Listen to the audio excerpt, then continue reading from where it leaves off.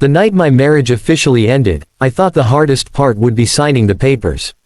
I was wrong. The hardest part came 3 weeks later, when my ex-wife's younger sister leaned close at a crowded family gathering, her voice barely louder than the clinking of glasses, and whispered words that made my entire world stop breathing: "Be my husband." Before we step into this storm of a story, take a second to like this video, comment where you're watching from, share it with someone who still believes in kindness and second chances, and subscribe to the channel if you believe broken things can become beautiful again. Stories like this remind us that sometimes life's most painful endings are only the beginning of something unexpected. Divorce does not end with a judge's stamp. It lingers in the empty side of the bed, in the silence of a house that once echoed with laughter, in the awkward way neighbors avoid eye contact. My marriage to Aisha had not exploded in betrayal or violence. It had simply faded. Two people who once stayed up all night talking about dreams slowly ran out of things to say. The small disagreements turned into quiet resentments. The resentments turned into distance. And the distance turned into papers signed in a cold office under fluorescent lights. I walked out of that office feeling lighter and heavier at the same time. Lighter because the constant tension was gone. Heavier because 12 years of memories don't evaporate with ink. We had no children, which made the separation clean, in legal terms. But emotionally, nothing about it felt clean. It felt like cutting off a limb and being told to move on as if you still had two arms. In the weeks that followed, I moved into a small rented apartment across town. The walls were bare. The kitchen smelled unfamiliar. I avoided mutual friends. I avoided family gatherings. Most of all, I avoided Aisha's family. They had once treated me like a son. Her father used to call me Beta. Her mother would set aside my favorite dessert before anyone else could touch it. And then there was her younger sister, Hira. Hira had always been different from Aisha. Where Aisha was reserved and careful with words, Hira was observant and intense, as if she were always studying the world from behind invisible glass. She was 5 years younger than us, finishing her master's degree when I married into the family. Over the years, she had grown from a shy university student into a confident woman with a quiet strength about her. But she had always been the little sister, in my mind. Off limits. Family. After the divorce, I expected resentment from them. I expected cold shoulders, maybe even blame. Instead, what I received was silence. No calls. No accusations. Just a quiet disappearance, as if I had never existed in their lives. 3 weeks later, Aisha's father passed away suddenly from a heart attack. The news hit me like a punch to the chest. Despite everything, that man had loved me like his own. I hesitated for hours before deciding to attend the funeral. I wasn't sure if my presence would be welcome, but staying away felt like a betrayal. The house was filled with mourners dressed in white and grief. The air smelled of incense and sadness. I kept my head down as I walked in, offering condolences to Aisha's mother, who looked smaller than I remembered, as if sorrow had physically shrunk her. Aisha stood nearby, her eyes red but composed. We exchanged a brief, polite nod. No anger. No warmth. Just history. And then I saw Hira. She stood near the window, speaking softly to relatives, her face pale but steady. When her eyes met mine, something flickered there. Not hostility. Not shock. Something deeper, more complicated. The evening stretched on in heavy silence.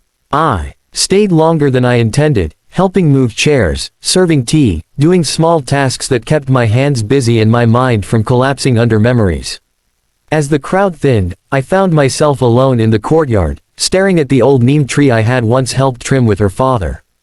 That's when I felt someone step beside me. Hira didn't look at me immediately. She stared at the tree too, as if gathering courage from its branches. Then she leaned slightly closer, her voice steady but barely audible over the distant murmurs inside the house. Be my husband. At first, I thought grief had distorted my hearing. I turned to her, certain I had misunderstood. But her eyes were clear, unwavering. She wasn't joking. She wasn't hysterical. She was deliberate. The world around me seemed to tilt.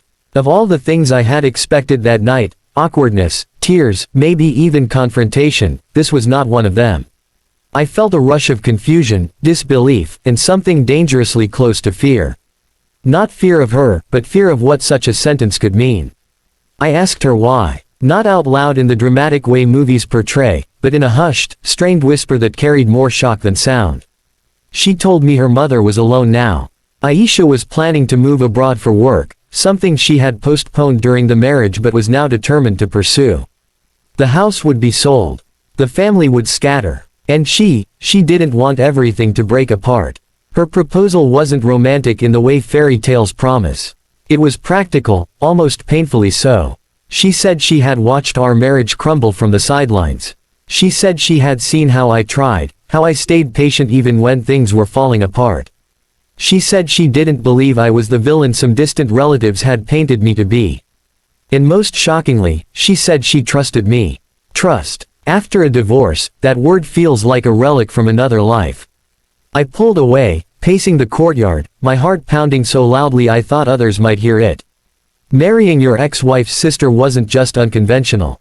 It was explosive. It would invite gossip, accusations, and perhaps permanent fractures in relationships already fragile.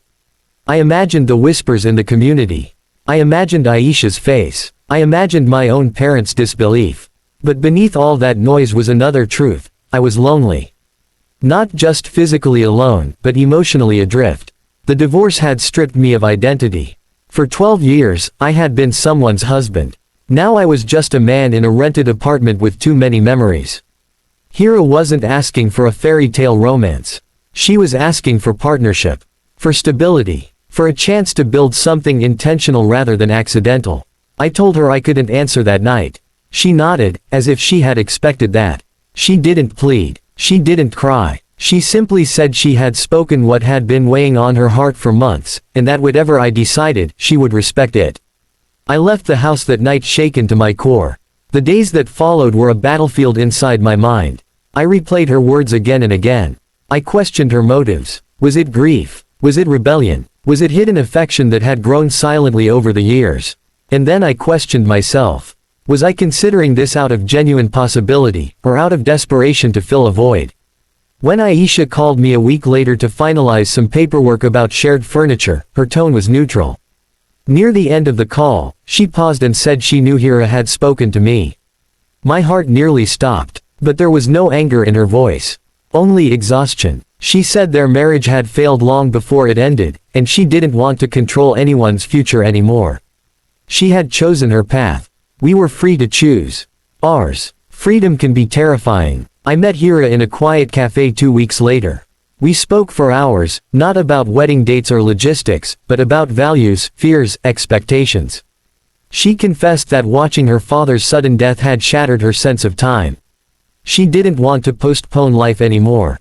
She didn't want to wait for a perfect love story. She wanted a real one, built on respect and honesty. For the first time, I saw her not as my ex-wife's sister, but as a woman in her own right.